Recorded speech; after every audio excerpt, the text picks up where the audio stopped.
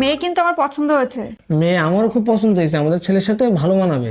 তাহলে পাকা কথাবার্তা হয়ে যাক নাকি? হ্যাঁ হ্যাঁ, আমাদের কোনো সমস্যা নেই। তুমি যত তাড়াতাড়ি পারো বিয়ের দিন তারিখটা ঠিক করো। জানামকা ছেলেবাতি তোর পছন্দ করেছে, ওরা বিয়ের দিনখান ঠিক করছে তোর। তোর কি হয়েছে, তোর মন খারাপ কেন?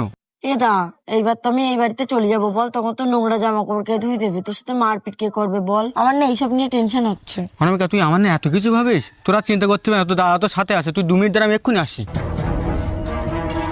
ইয়ে মেয়ে আমার ঘরে বোমা কোনোদিন করতে পারবো না, আমি কোনোদিন পারবো না। পারলে তোমার বোনের জন্য অন্য কোনো ছেলে দেখো।